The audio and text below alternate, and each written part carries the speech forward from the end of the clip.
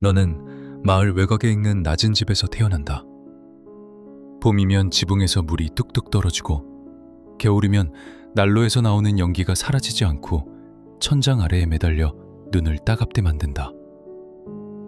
집 뒤에는 채소밭, 외양간, 거름더미, 그리고 약간 쓴맛이 나는 우물이 있다. 바람은 축축한 널빤지 냄새, 재, 양털, 거름 냄새를 쉐어온다. 너는 신비의 왕국에서 세상에 오지 않는다. 무거운 노동의 세계에 온다. 어머니는 이를 악물고 다음 날 다시 소에게 간다. 아버지는 별을 세지 않는다. 겨울까지 곡식자루를 센다. 아무도 너에게 기적을 기대하지 않는다.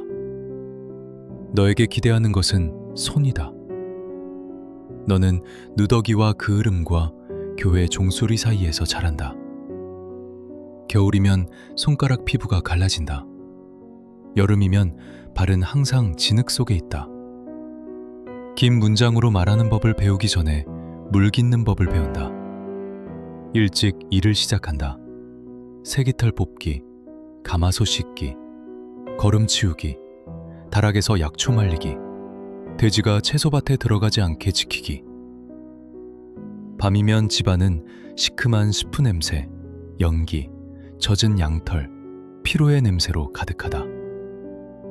너는 노인들의 기침 소리와 마루가 삐걱거리는 소리와 함께 잠든다. 이것이 어린 시절이다. 순수함이 아니다. 살아남기 위한 훈련이다. 숲이 아니라 사람을 두려워하도록 배운다. 적어도 숲은 솔직하다. 거기에는 추위, 짐승, 구덩이, 발밑에 나뭇가지가 있다. 사람들은 낮에는 웃고 밤에는 속삭인다. 이웃 여자가 어머니에게 소금을 빌려가고 일주일 뒤에는 마을 광장에서 너희 집에 사악한 눈이 있다고 말할 수 있다. 사제는 아기를 축복하고 나서 강단에서 죄에 대해 분노하며 말한다. 판사는 평생 옆집에 살면서도 아직 일어나지 않은 죄로 이미 너를 유죄로 보는 듯이 쳐다본다. 너는 곧 가장 중요한 것을 깨닫는다. 마을에서 기억은 길고 자비는 짧다. 6살 때 처음으로 소가 새끼를 낳는 것을 본다. 겨울 외양간에서 콧구멍으로 김이 나온다.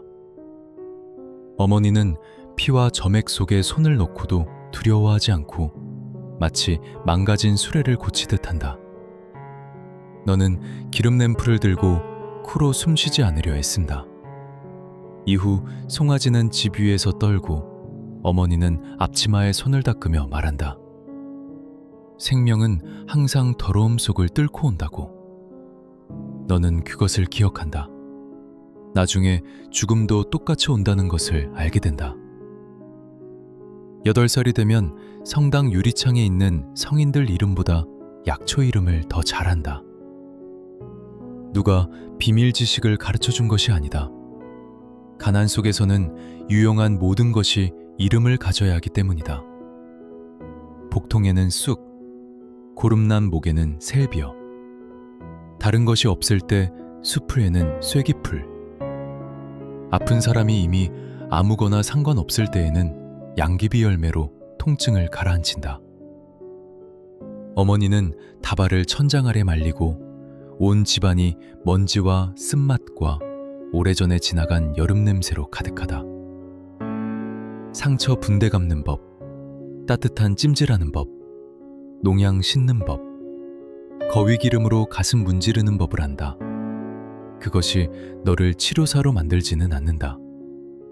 단지 의사 없이 너무 자주 스스로 고쳐야 한다는 뜻일 뿐이다. 교회에서는 겸손에 대해 말한다. 여자는 조용하고 부지런하고 하느님을 두려워해야 한다고. 차가운 돌바닥에 무릎 꿇고 설교를 듣다 보면 다리가 저려온다. 위에는 들보의 그을음, 앞에는 그리스도상, 주위에는 양털과 마늘과 땀과 비냄새 나는 사람들. 고개를 숙이지만 눈은 이웃을 살핀다. 누가 옷을 더 잘 입었는지, 누가 기침하는지, 누가 속삭이는지, 누가 제때 성호를 긋지 않았는지. 너는 깨닫기 시작한다. 이곳에서 죄는 영혼에만 사는 것이 아니다. 남의 시선 속에 산다. 9살 때 어린 남동생이 죽는다. 악마 때문도 저주 때문도 아니다. 사흘 동안 열이 나더니 가벼운 집처럼 바람에 날려가듯 데려간다. 말이 없어지고 너무 말이 없어진다. 뜨거워지고 너무 뜨거워진다. 어머니는 젖은 천을 이마에 얹는다. 아버지는 목소리 힘으로라도 몸 안에 붙잡아 들여는 듯 기도한다. 너는 구석에 앉아 파리가 유리를 두드리는 소리를 듣는다. 그의 죽음 이후 집은 더 작아지고 더 조용해지고 더 쓰게 된다. 어머니는 약초를 더 열심히 말리고 아버지는 교회에 더 자주 간다. 아무도 큰 소리로 말하지 않지만 너는 느낀다. 약이 듣지 않았다면 누군가는 이미 그것을 실패로 간직하고 있다. 너는 빨리 자란다. 너희 마을 소녀들에게는 느린 전환이 없다. 한 해는 아직 진흙 속에서 어린애들과 놀고, 다음 해에는 돼지 도축 후 피를 씻고 남자들에게 밭으로 음식을 나른다. 12살에 손은 거칠고 저녁이면 등에 돌을 넣은 듯 윙윙거린다. 실 잡기, 짜기, 소금 절이기, 젖짜기, 붕대 감기, 견디기를 배운다. 무엇보다 견디기. 아버지가 소리 지르면 입 다물고, 술 취한 이웃이 심한 말을 해도 비켜서고, 사제가 여자는 유혹에 더 약하다고 하면 눈을 내리깐다. 아무도 내 큰 목소리를 원하지 않는다. 이 시대에 여자의 강한 목소리는 오랫동안 기억된다. 14살이 되면 작은 도움을 청하러 오는 사람이 된다. 아이에게 발진이 생기고, 누군가 코피가 멈추지 않고, 누군가 이가 부어 얼굴이 비뚤어진 자루처럼 된다. 거절하기 어렵고 때로는 달걀 하나, 베이컨 조각, 곡식 한 말로 갚는다. 그것을 치료라고 부르지 않는다. 어머니가 하던 것을 할 뿐이다. 약초를 얹고 물을 끓이고 가슴을 문지르고 주문이 아닌 일상적인 말을 속삭인다. 숨 쉬어. 참아. 만지지 마. 버텨. 하지만 사람들은 네가 한 단순함을 기억하지 않는다. 가끔 나중에 나아진다는 사실만 기억한다. 위험한 시작이지만 아직 너는 그것을 이해하지 못한다. 도움이 효과를 볼 때 사람들의 눈이 어떻게 변하는지 느낀다. 한순간 감사하다가 곧 의심스럽게 변한다. 감사는 빨리 상한다. 한 아이를 도우면 두 번째도 부른다. 두 번째가 죽으면 첫 번째는 뭔가 다른 이유로 살았다고 말한다.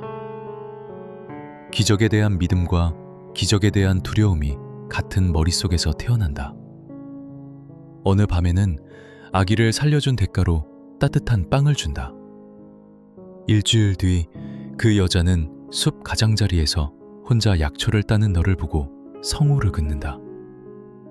너는 젊지만 이미 이해한다. 오늘 너를 먹여 살리는 것이 내일 너를 목매달 수 있다. 15살 때 어머니가 출산 중에 죽는다. 오랫동안 비명을 지르다가 조용해지고 그 침묵이 비명보다 더 끔찍하다. 방은 피와 더러운 집과 땀과 촛농 냄새로 가득하다. 아기도 살아남지 못한다. 아버지는 완전히 무너질까봐 두려운 듯 똑바로 앉아있다. 장례 후에 어머니의 약초, 헝겊, 절구, 칼, 일, 그리고 평판이 남는다. 어떤 이는 유용한 여자였다고 하고, 어떤 이는 피와 고통을 너무 많이 알았다고 속삭인다. 너는 둘 다를 물려받는다. 어머니 없이 너는 마을 눈에 빨리 여자가 된다. 자랐기 때문이 아니라 이제 온 집이 너 위에 얹혔기 때문이다. 불을 피우고 청소하고 빨래하고 젖을 짜고 곡식을 세고 아버지를 지켜본다. 아버지는 일보다 술병에 더 가까워진다. 다락에서는 여전히 약초가 마르고 사람들은 계속 찾아온다. 기침하는 사람, 화상 입은 사람, 젖이 상한 유모, 일어나지 못하는 소를 데리고 온 사람. 그 방문이 싫지만 막을 수 없다. 가난도 멈추지 않는다. 마을에 나쁜 애가 이어진다. 먼저 우박이 농사를 때리고 호밀이 썩고 겨울에 가축이 죽고 누군가의 딸이 죽은 아이를 낳고 소년이 연못에서 빠져 죽고 방앗간 주인 밀가루가 상해 빵이 검고 무겁게 나온다. 사람들은 이웃이 아니라 불행의 원인으로 서로를 보기 시작한다. 불행이 너무 커서 이해할 수 없을 때 얼굴을 찾는다.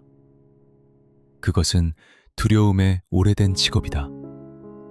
두려움은 구체적인 죄인을 좋아한다. 그때 너는 결혼한다. 사랑 때문이 아니다. 남의 이유 때문이다. 남편은 과부의 남편으로 10살 많고 손은 거칠고 땀과 시큼한 맥주 냄새가 무겁고 살아있는 아이 둘과 죽은 아이 하나를 기억 속에 둔 남자다. 염소 한 마리, 땅 한 조각, 거의 새지 않는 지붕이 있다. 여자에게 그것은 행운으로 여겨진다. 결혼식 밤에 그의 옆에 누워 행운도 곰팡이와 남의 몸냄새가 날 수 있음을 깨닫는다. 아침에 일어나 늘 하던 일을 한다. 일이다. 아내의 삶은 딸의 삶보다 쉽지 않다. 단지 다른 집에서 지칠 뿐이다. 남편의 아이들은 너를 의심의 눈으로 본다. 이웃들은 더 주의 깊게 관찰한다. 치료를 안다는 젊은 계모는 신뢰의 나쁜 조합이다. 아이가 나아지면 좋은 주부라고 하고 쇠락해지면 나쁜 그림자를 데려왔다고 한다. 말보다 먼저 사람들의 기분을 읽어야 한다.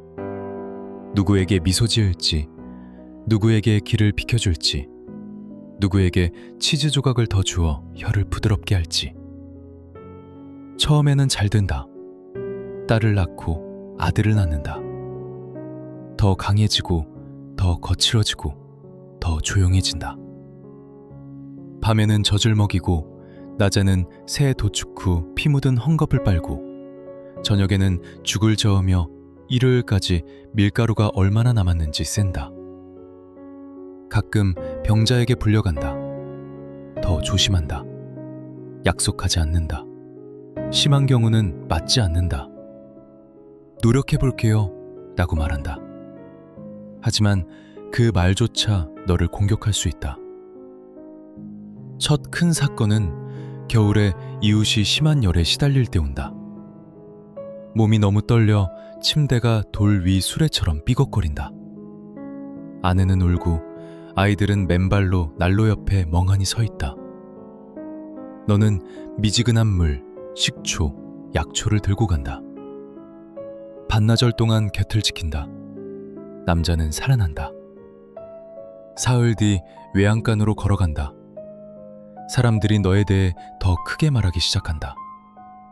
아직 공개적으로는 아니다. 하지만 감탄과 불안이 같은 바구니 속 두 마리 뱀처럼 함께 있는 이상한 어조로. 그리고 빵집 주인 아내가 죽는다. 너도 그녀를 보러 갔었다. 아무것도 소용없었다.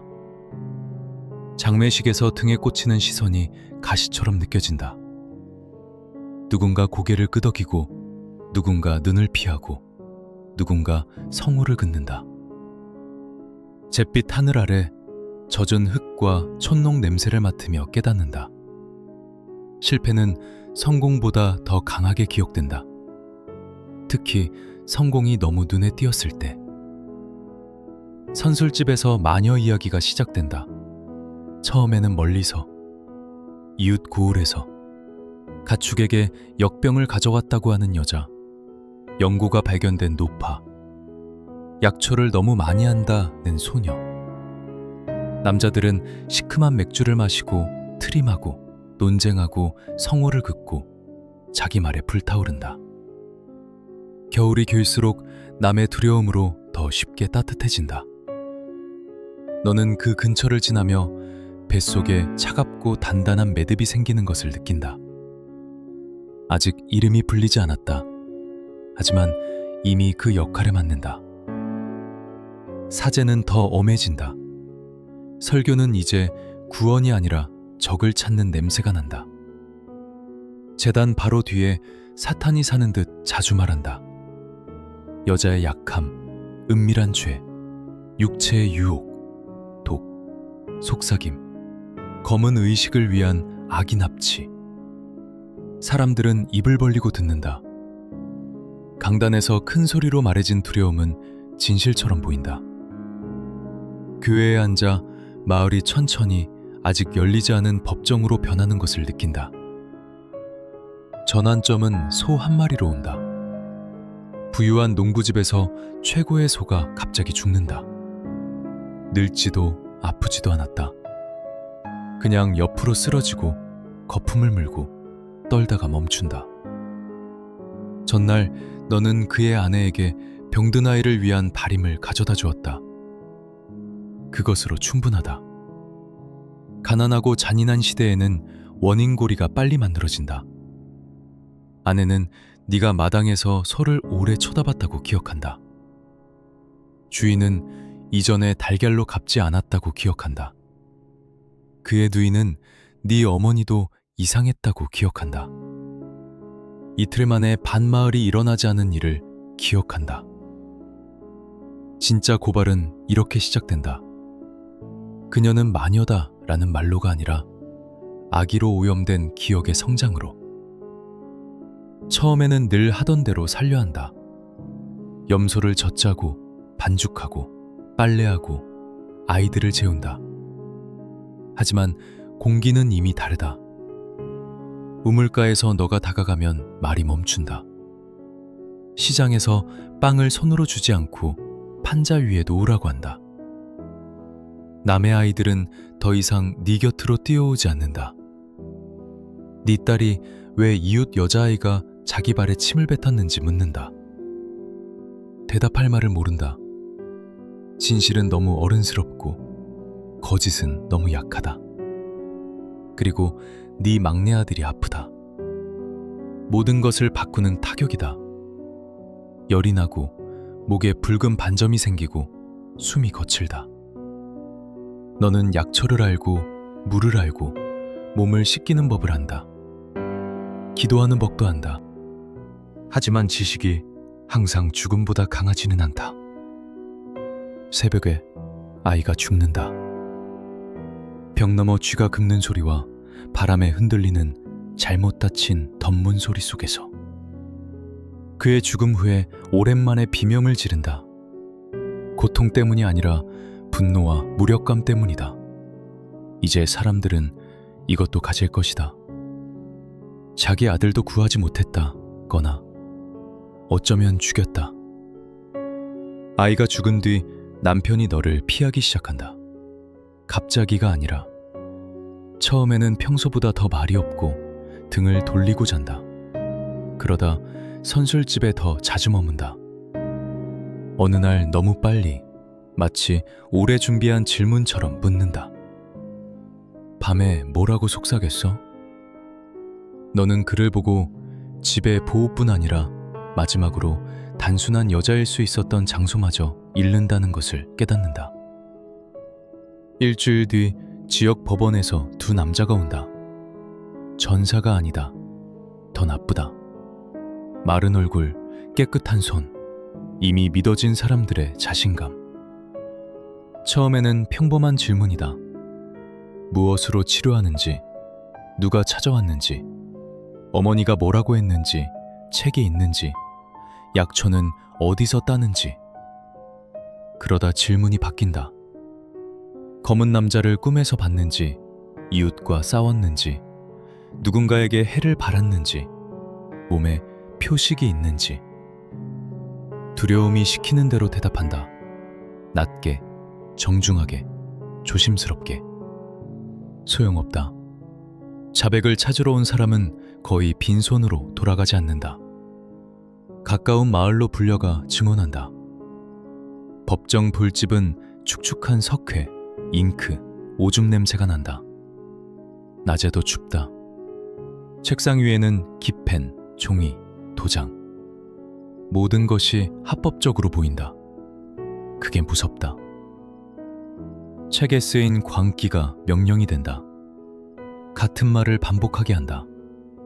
듣지 못해서가 아니라 네 말이 엉키길 바라서다. 그날 밤 어디 있었는지, 누가 약초를 가르쳤는지, 왜 네 방문 후에 어떤 사람은 죽고 어떤 사람은 사는지, 왜 네 눈빛이 무거운지, 왜 이웃 고양이가 너와 싸운 뒤 죽은 새끼를 낳았는지, 왜 소가 죽었는지, 왜 빵집 아들이 헛소리를 하며 꿈에서 너를 불렀는지. 무서운 것을 깨닫는다. 여기서 설명은 자유로 이끌지 않는다. 모든 설명은 올가미의 새로운 실이 된다. 어머니에게 배웠다고 하면 어머니를 누가 가르쳤냐고 묻는다. 혼자 숲에 갔다고 하면 거기서 누구를 만났냐고 묻는다. 기도했다고 하면 왜 하느님이 이런 의심에서 보호하지 않았냐고 묻는다. 여기서는 진실이 필요 없다. 죄를 담을 형태가 필요하다. 첫 신문 후 집으로 돌려보낸다. 체프보다 더 나쁘다. 이제 온 마을이 안다. 거친 셔츠 아래 등에 땀이 붙은 채 길을 걷는다. 문과 울타리와 창문에서 사람들이 쳐다본다. 누군가 성호를 긋고 누군가 남의 불행에 짓는 빠른 입꼬리 미소를 짓는다. 집에 돌아오니 남편이 2걸음 이상 다가오지 않는다. 기다려야 한다고 하지만 너는 다른 말을 듣는다. 그는 이미 너 없이 기다릴 준비가 됐다. 다음 불행은 빨리 온다. 이웃 아기가 죽는다. 판사다리가 아프다. 농사에 곰팡이가 핀다. 그것으로 다시 끌려간다. 이번엔 감옥이다. 감옥은 작고 축축하고 썩은 냄새, 집, 피, 똥 냄새가 난다. 높은 틈으로 빛이 들어온다. 판자 위에 앉아 얼어붙은 벽을 만지며 처음으로 진짜 깨닫는다. 돌아갈 길이 없을지도 모른다. 감옥은 시간을 지운다. 날들이 똑같은 냄새를 풍긴다. 아침은 오줌과 젖은 집, 낮은 곰팡이와 땀, 밤은 추위, 쥐, 두려움. 가끔 다른 방에서 비명이 들린다. 가끔 기침뿐이다. 가끔 기도 속삭임이 갑자기 끊긴다. 어두운 빵과 물을 준다. 가끔 회색 무언가가 떠있는 묽은 숲을. 빨리 야위어 간다. 손은 뼈만 남고 손톱은 부러진다. 하지만 가장 나쁜 것은 기다림이다. 배고픔보다 더 갉아먹는다. 다시 신문으로 끌려간다. 이제 질문은 찾지 않고 단정한다. 판사는 사탄이 정확히 언제 너에게 왔는지 묻는다.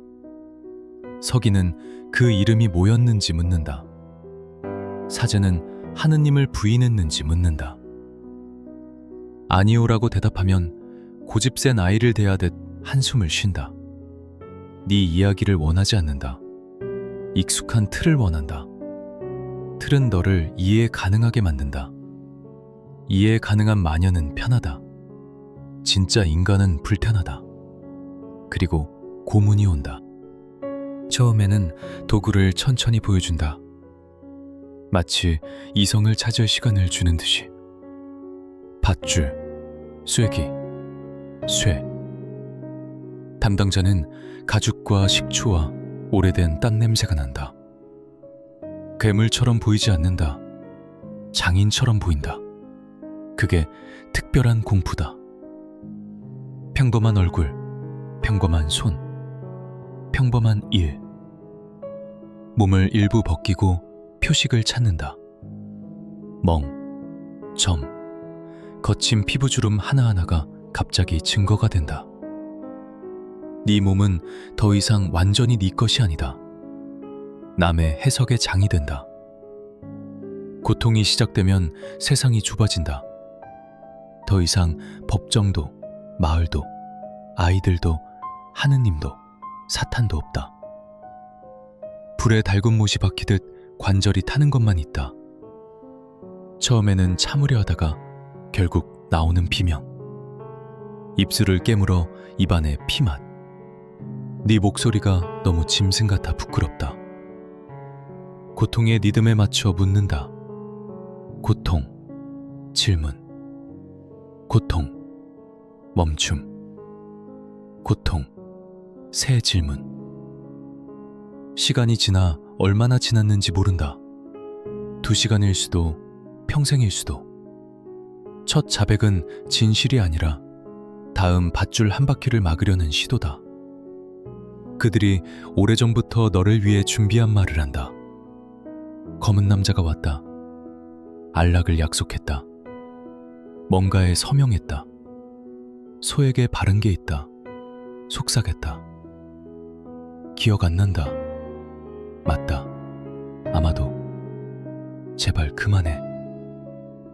말이 나오자마자 안도감이 아니라 공허함이 온다. 그리고 새로운 두려움. 자백은 아무것도 끝내지 않는다. 다음 문을 연다. 이제 이름이 필요하다.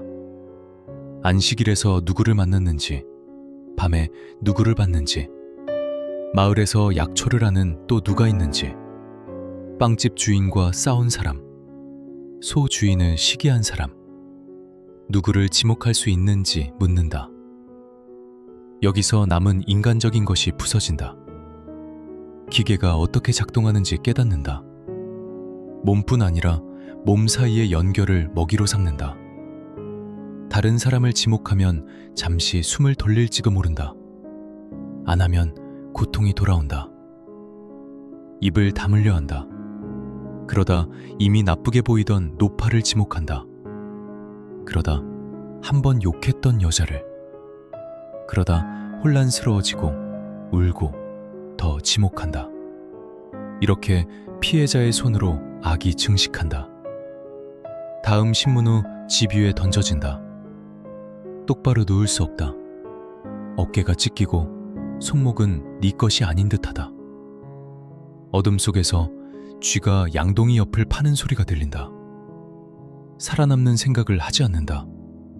물을 생각한다. 고통 없이 잠을 생각한다. 딸을. 이미 네 목소리를 잊었는지. 남편이 집을 지키기 위해 너를 버릴 것이라는 생각. 자백 후 이름도 얼굴도 되찾지 못할 것이라는 생각. 대질 신문으로 끌려간다. 방에는 이웃들이 있다. 우물과 결혼식과 장례와 수학과 겨울과 병을 함께한 바로 그 사람들. 이제 너를 여자가 아니라 전형될 수 있는 우물처럼 본다. 누군가 네가 자기 아들을 이상하게 쳐다봤다고 한다. 누군가 네 방문 후 우유가 상했다고 기억한다. 누군가 네 문턱에 검은 고양이를 봤다고 한다. 누군가 밤에 속삭임을 들었다고 맹세한다. 사람들은 완전히 거짓말하지 않는다. 필요도 없다. 두려움을 편한 형태로 모을 뿐이다. 그 형태가 너다. 한순간 더 나쁜 것은 없을 것 같다. 하지만 있다. 사제가 따로 와서 영혼의 구원에 대해 말한다. 몸이 아니라 영혼. 마음으로 자백해 제대로 죽으라고 설득한다. 목소리는 부드럽고 거의 조심스럽다. 그것도 폭력이다. 단지 미지근할 뿐. 세상의 버전을 받아들이라고 제안한다. 네가 이미 마녀라는 버전. 단 죽음이 더 쉬워지도록. 썩은 물 맛이 혀에 느껴지며 깨닫는다. 여기서 자비조차 거짓을 받아들이길 요구한다. 선고는 빠르다. 평생을 이끌어온 것 치고 너무 빠르다. 요술, 사람과 가축에 해를 끼침, 사탄과의 거래, 저주로 유죄 판결. 말은 엄숙하고 공허하다. 서기는 단단한 손으로 쓴다. 판사는 너를 오래 보지 않고 읽는다. 이미 다 일어났었다. 속삭임 속에서, 고통 속에서, 두려움 속에서, 썩은 수확 속에서, 쓰러진 소 속에서, 숨쉬지 않은 아기 속에서. 선고는 이미 오래전에 결정된 것에 도장만 찍을 뿐이다. 마지막 날들은 따로 떼어놓는다. 감옥이 전형되지 않게 하려는 걸까? 네 소리를 듣지 않으려는 걸까? 완전한 복종으로 익숙해지게 하려는 걸까? 창틈으로 하늘이 보인다. 가끔 잿빛, 가끔 하얗다. 가끔 비에 젖어 있다. 어린 시절이 다른 사람 일처럼 선명하게 떠오른다. 송아지 피 속 어머니 손, 천장 아래 쑥 냄새, 우물의 얼음물, 이미 없는 동생의 웃음. 기억은 잔인해진다. 잃은 것뿐 아니라 그 삶에서 진짜 네 것이었던 것이 얼마나 적었는지를 가르친다. 처형 전날 밤 거의 잠을 못 잔다. 상처가 아프다. 짚이 피부를 찌른다. 멀리서 문이 삐걱거린다. 누군가 기침한다. 그러고 침묵. 기도하려 하지만 말이 부서진다. 믿음을 잃어서가 아니라 하느님에게조차 이해 가능한 존재가 되는데 지쳐서다. 딸을 생각한다. 건드리지 않기를 바란다. 네 이름이 그녀에게 오점으로 남을까 두렵다. 이 시대에 자식은 재산을 물려받지 않는다. 의심을 물려받는다. 아침에 밖으로 끌려 나온다. 감옥 후에는 공기가 너무 크다. 사람들은 이미 모였다. 광장은 젖은 흙, 연기, 말똥, 맥주, 기대감 냄새가 난다. 어떤 이는 기도하러 왔고, 어떤 이는 구경하러, 어떤 이는 두려움에 얼굴을 주고 이제 그것을 파괴하는 것을 확인하러 왔다. 손을 묶는다. 밧줄이 이미 얇아지고 맞은 피부에 파고든다. 여자들이 피하는 것이 보인다. 남자들이 정면으로 쳐다본다. 경고로 끌려온 아이들. 다음 줄의 침묵을 이렇게 교육한다. 마지막 일은 정의처럼 보이지 않는다. 일처럼 보인다. 사람들이 장작을 나르고 기둥을 확인하고 날씨를 이야기한다. 처형이 무서운 이유는 바로 이것이다. 세상은 남의 죽음으로 멈추지 않는다. 일상에 넣는다. 먼저 목을 조르면 밧줄이 목에 걸리고 거칠고 대마 냄새와 남의 손냄새가 난다. 산채로 불태우면 불 전에 주변 얼굴들로 모든 것을 이해한다. 더 이상 사람에 보지 않고 절차의 마무리만 본다. 어느 쪽이든 끝은 정화가 아니라 공기의 철수다. 마지막 순간 세상은 단순한 것들로 줄어든다. 코의 연기, 목의 고통, 밧줄의 압력, 장작의 삐걱거림. 군중 소리가 갑자기 멀어져 숲 뒤 강처럼 된다. 사탄을 생각하지 않는다. 판사를 생각하지 않는다. 큰 의미를 생각하지 않는다. 몸만 생각한다. 이미 늦었는데도 몸이 얼마나 살고 싶어 하는지. 그러다 모든 것이 떠난다. 소리, 색, 두려움. 마침내 아무것도 요구하지 않는 어둠만 남는다. 네 죽음 후 몸은 교훈이 된다. 재가 있으면 뿌려지거나 영예 없이 묻힌다. 남은 것이 있으면 제대로 묻히지 않는다. 집은 다른 손에 해체된다. 재산 목록이 작성된다. 일부는 법원이, 일부는 남편이, 일부는 이웃이 훔친다. 약초는 증거로 버려지거나 불태워진다. 절구는 어쩌면 다른 여자가 밤에 몰래 가져갈지도 모른다. 유용한 것은 판결로 유용함을 잃지 않기 때문이다. 그렇게 네 기억은 두려움과 이익으로 나뉜다. 권력에게 너는 유용한 유죄자였다. 사제에게 설교의 증명, 법정에게 책 속 한 줄, 이웃들에게 일시적 안도. 이제 불행이 배고픔, 더러움, 병, 끝없는 죽음에서 온 것이 아니라 한 여자 때문이라고 생각할 수 있다. 편한 거짓말이다. 오래가지 않지만 그들에게는 충분하다. 한 계절 뒤에 다시 가축이 죽을 것이다. 1년 뒤에 아기가 죽을 것이다. 2해 뒤에 호밀이 썩을 것이다. 네 죽음으로 정화된 세상은 더 깨끗해지지 않는다. 단지 새 원인을 필요로 할 뿐이다. 이것이 단단한 숫자로 본 네 삶이다. 약 32해를 살았다. 살아있는 아이 2을 낳았고 적어도 3명의 가까운 사람을 묻었다. 어머니와 남동생과 네 아들. 보호가 아닌 결혼을 겪었다. 수십 명을 도왔고 그 도움이 두려움을 유용함에서 고발로 바꾸기에 충분했다. 여러 번 신문과 고문, 강요된 자백, 판결을 겪었다. 존경이 아니라 의심을 받았다. 자유가 아니라 다른 이들을 위한 본보기를 받았다. 기억이 아니라 경고를 받았다. 단지 살고 싶었다. 일하고 아이들을 먹이고 겨울을 견디고 싶었다. 잔인한 시대 가난한 여자들이 흔히 받는 것을 받았다. 진실로 옷 입은 남의 두려움. 약초를 알았다. 그것을 어둠이라 불렀다. 견딜 줄 알았다. 그것을 가장이라 불렀다.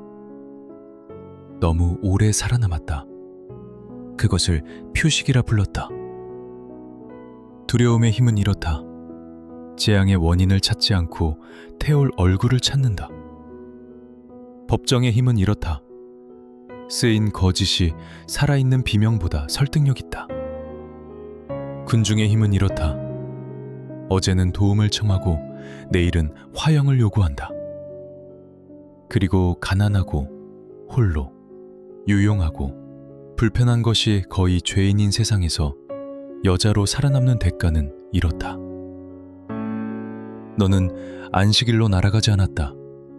사탄에게 키스하지 않았다. 폭풍을 다스리지 않았다. 너무 큰 두려움을 가진 세상에서 살았을 뿐이다.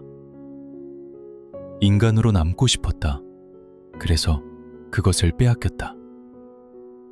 두려움이 진실보다 강하고 질서가 남의 몸 위에 세워지는 또 다른 삶을 살 준비가 됐다면 계속하라.